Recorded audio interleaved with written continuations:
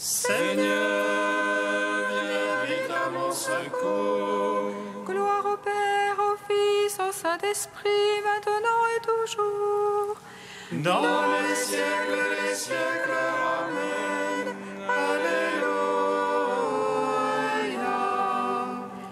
Roi du ciel, consolateur, Esprit de vérité, toi qui es partout présent, toi qui emplis tout, trésor de grâce et donateur de vie, viens et demeure en nous.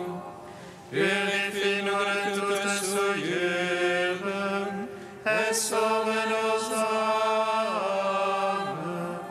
Toi qui es bonté,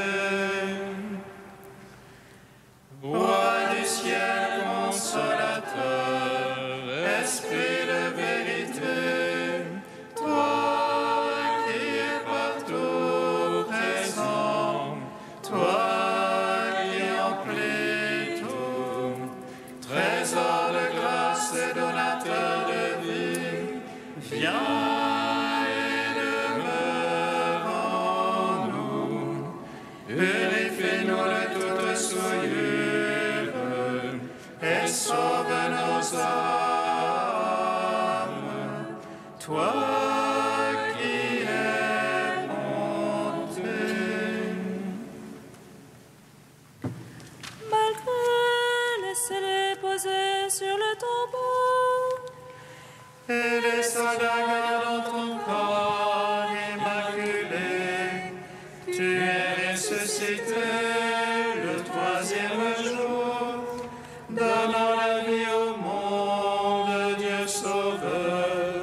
Et du haut des cieux, les anges te chantèrent comme à la source de la vie. Gloire à ta résurrection, ô Christ. Gloire à ta royauté. Gloire à ton œuvre de salut, Seigneur, ami des hommes.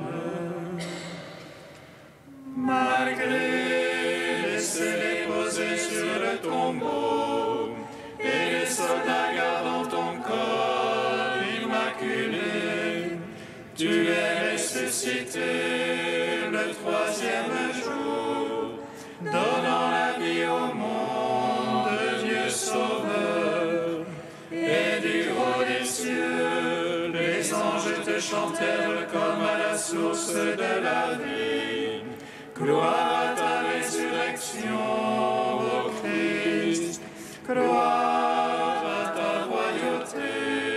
Gloire à ton œuvre de salut, Seigneur, ami des hommes. Malgré, laissez-les poser sur le tombeau, et les soldats gardant ton corps immaculé, tu es ressuscité le troisième jour, donnant la vie au monde, Dieu sauveur. Et du haut des cieux, les anges te chantèrent comme à la source de la vie. Gloire à ta résurrection, ô Christ. Gloire à ta royauté. Gloire à ton œuvre de salut, Seigneur, ami des hommes. Psaume 118, strophe 18. Lente est ta parole, Seigneur mon Dieu. C'est pourquoi ton serviteur l'a aimé. Brûlante est ta parole, Seigneur mon Dieu. C'est pourquoi ton serviteur l'a aimé.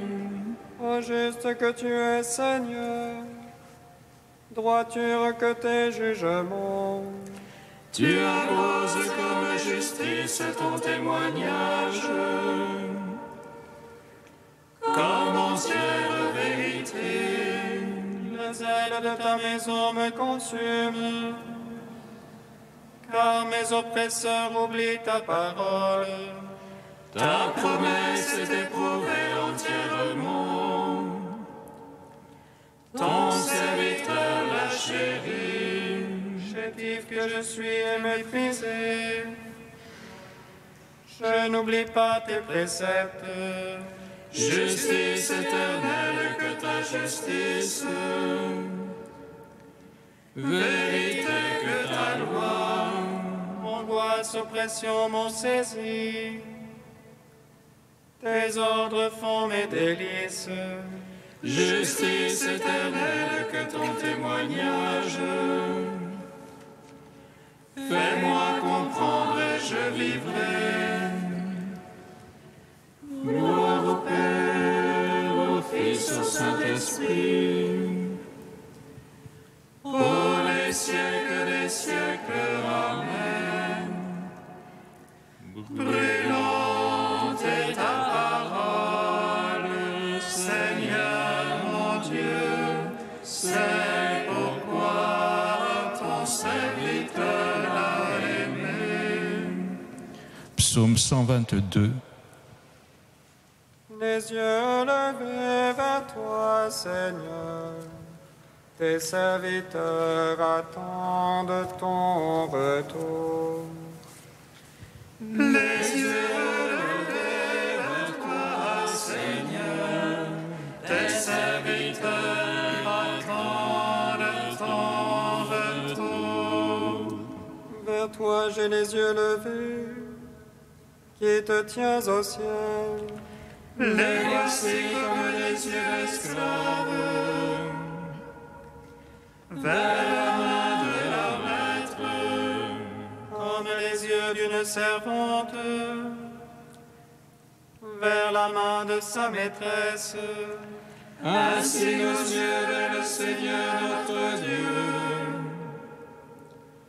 tant qu'ils nous prennent en pitié. Pitié pour nous, Seigneur, pitié pour nous. Trop de mépris nous rassasie. Notre âme est par trop rassasiée, du sarcasme désatisfait. Gloire au Père, au Fils, au Saint-Esprit, pour les siècles des siècles. Amen. Les yeux levés vers toi, Seigneur, tes serviteurs attendent ton retour. Psaume 123. Sans le Seigneur qui était pour nous, à Israël de le dire. Sans le Seigneur qui était pour nous, quand on nous prit à la gorge, Alors il nous avalait tout vif dans le feu de la colère. alors les eaux nous submergeaient, le torrent passait sur nous. Alors il passait sur notre âme en eau écumante. Béni soit Dieu qui n'a point fait de nous la proie de leur temps. Notre âme comme un oiseau s'est échappée du filet de l'oiseleur. Voici le filet s'est rompu, et nous avons échappé. Notre secours est dans le nom du Seigneur, qui a fait terre et ciel. Gloire au Père, au Fils, au Saint-Esprit, pour les siècles des siècles. Amen. Les yeux levés vers toi, Seigneur, tes serviteurs attendent ton retour. Cantique d'Isaïe, page 298. Vous tous qui avez soif, venez vers l'eau, même sans argent, venez. sans payer, acheter du blé, consommer du vin et du lait. Pourquoi dépenser votre argent pour autre chose que du pain? Pourquoi dépenser vos forces sans jamais être rassasiés? Écoutez donc, écoutez-moi, et mangez ce qui est bon. Tendez l'oreille, venez vers moi, écoutez et vous vivrez. Cherchez le Seigneur jusqu'à ce qu'il se laisse trouver. Invoquez-le car il est proche. Que le méchant abandonne ses voies, l'homme malfaisant ses pensées.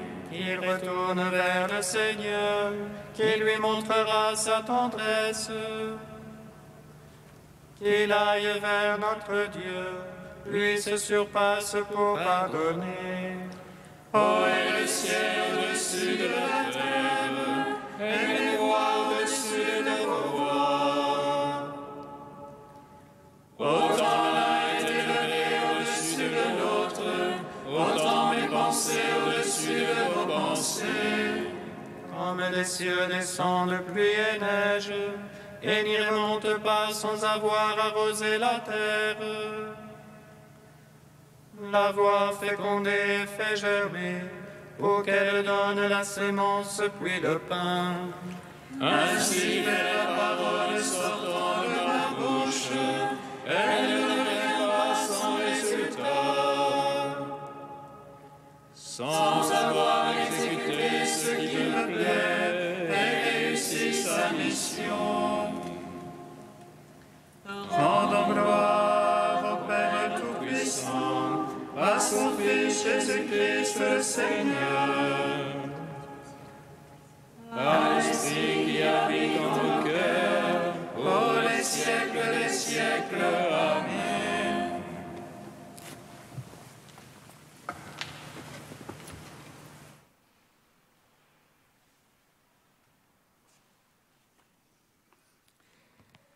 De Madeleine Delbrel, La sainteté des gens ordinaires.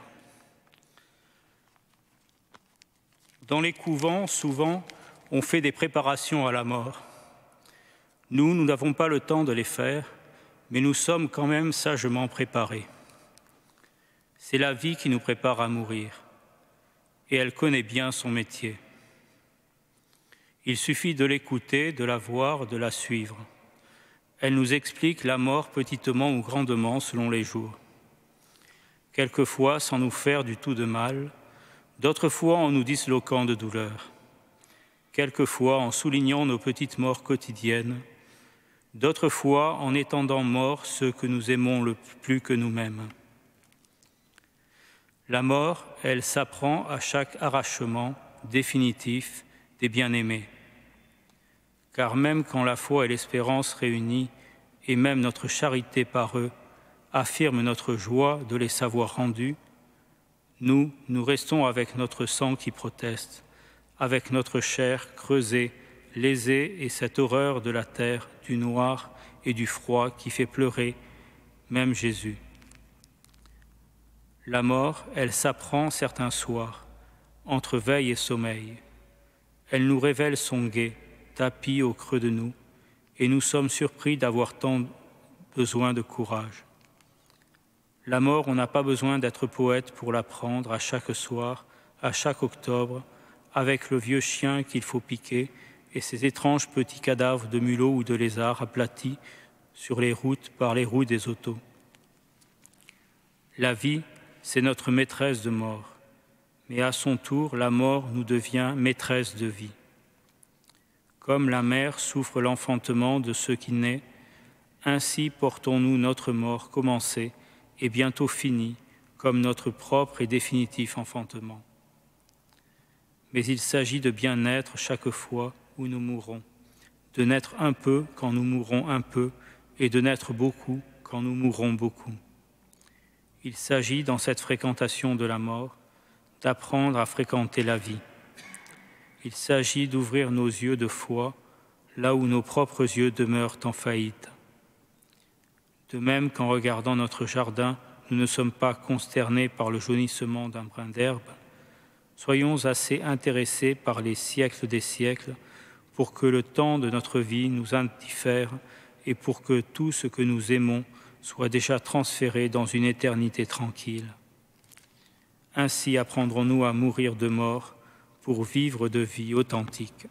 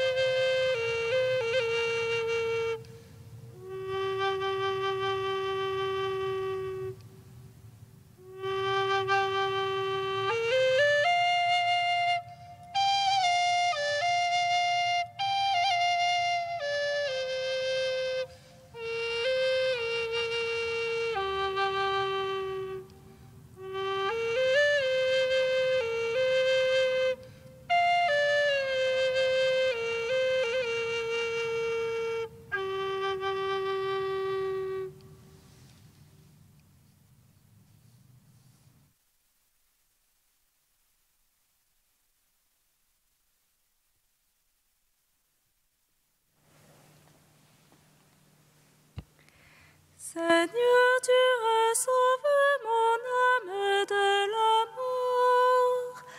Je marche en ta présence sur la terre des vivants. Seigneur, tu as sauvé mon âme de la mort. Je marche en ta présence sur la terre des vivants. Le Seigneur le voit bien, j'endure la douleur, mais dans mon âme je la supporte avec joie, parce que je crains Dieu. Seigneur, tu as sauvé mon âme de la mort. Je marche en ta présence sur la terre des vivants. Lecture du deuxième livre des martyrs d'Israël. En ces jours-là, Éléazar était l'un des scribes les plus éminents. C'était un homme très âgé et de très belle allure.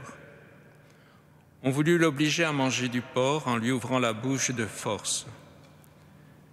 Préférant avoir une mort prestigieuse plutôt qu'une vie abjecte, il marchait de son plein gré vers l'instrument du supplice, après avoir recraché cette viande comme on doit le faire quand on a le courage de rejeter ce qu'il n'est pas permis de manger, même par amour de la vie. Ceux qui étaient chargés de ce repas sacrilège le connaissaient de longue date. Ils le prirent à part et lui conseillèrent de faire apporter des viandes dont l'usage était permis et qu'il aurait préparées lui-même. Il n'aurait qu'à faire semblant de manger les chairs de la victime pour obéir au roi. En agissant ainsi, il échapperait à la mort et serait traité avec humanité grâce à la vieille amitié qu'il avait pour eux. Mais il fit un beau raisonnement, bien digne de son âge, du rang qui lui donnait sa vieillesse, du respect que lui valaient ses cheveux blancs, de sa conduite irréprochable depuis l'enfance et surtout digne de la législation sainte établie par Dieu. Il s'exprima en conséquence, demandant qu'on l'envoyât sans tarder au séjour des morts.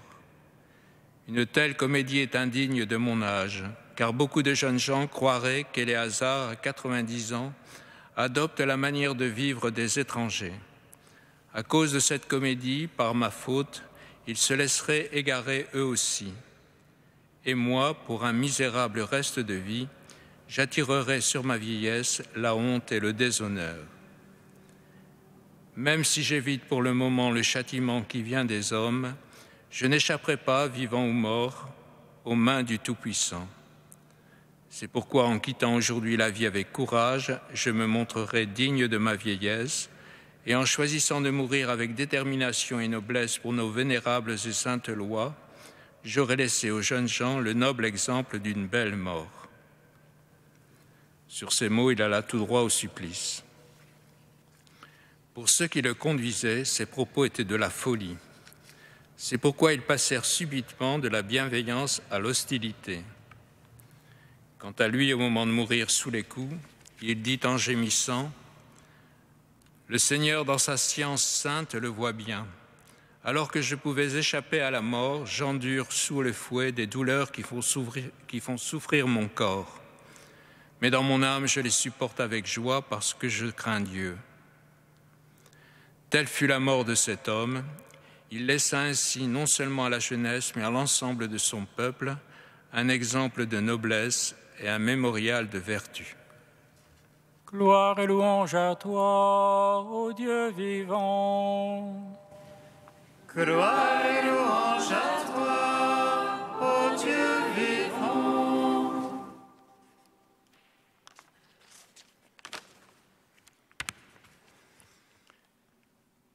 Ce texte, ouvertement polémique, fait allusion à une situation très complexe de la première moitié du IIe siècle avant Jésus-Christ. Les habitants de Jérusalem, toujours ballottés entre la Syrie d'un côté et l'Égypte de l'autre, sont très divisés. Ils sont divisés à la fois au plan culturel. L'hellénisme se fait envahissant par rapport aux coutumes juives, ce qui entraîne des tensions à l'intérieur même du peuple juif, entre les partisans de la modernité, qui se trouvent surtout dans les élites et l'entourage du grand prêtre, et les partisans de la tradition, de l'identité. Ils sont divisés aussi au plan politique. La nomination du grand prêtre, ne faisant pas du tout l'unanimité, entraîne un conflit que le pouvoir hellénistique d'Antiochos interprète comme une révolte contre son autorité. Il mène alors une répression féroce dans le but avoué d'éradiquer le judaïsme, non seulement comme religion. En matière de religion, les Juifs avaient toujours réussi à composer avec un environnement hellénistique, mais aussi à éradiquer le judaïsme comme mode de vie et en profiter au passage pour s'emparer des trésors du temple, car Antiochos devait payer un très lourd tribut à Rome. Bien que les lois alimentaires juives ne soient pas expressément citées dans l'édit royal, la consommation de porc fut choisie comme critère d'abandon du judaïsme. Les cas cités dans le livre 2 du Martyr d'Israël ont fait inscrire pour les siècles à venir le vieil Éléazar ainsi que la femme et ses 7 fils en tête de la longue liste des martyrs chrétiens, puisque ce livre, écrit en grec, n'a longtemps été lu que par des chrétiens. Ce n'est donc pas pour réfléchir sur les problèmes identitaires que ce texte nous est proposé par la liturgie. Pour les pères de l'Église, ce texte nous présente le prototype du martyr. Qu'est-ce qui fait qu'un martyr est un martyr? Quelle est la spécificité du martyr chrétien? Rendre compte de l'espérance qui est en nous. Ainsi, l'apôtre Pierre définit le témoignage. Le martyr, c'est d'abord le témoin. Mais cela suppose que l'on donne sa vie, au risque d'une mort sanglante. « Je donnerai ma vie pour toi », disait Pierre à Jésus. Cela suppose un état de persécution. Le martyr ne se conçoit que lorsqu'on est acculé à mourir. Le martyr ne cherche pas la mort. Le texte nous présente ce vieillard, Éléazar, plein de courage, de bravoure, de sens de l'honneur, allant au-devant de la mort, plein de dignité. Ceci donne une image de soi digne d'éloge, mais n'en fait pas un martyr pour autant. Il est vraisemblable que tous les martyrs n'allaient pas à la mort avec autant de dignité. Qu'on pense par exemple au massacre collectif de septembre 1792 à Paris. Et je suis sûr qu'aujourd'hui, les chrétiens soudanais, pakistanais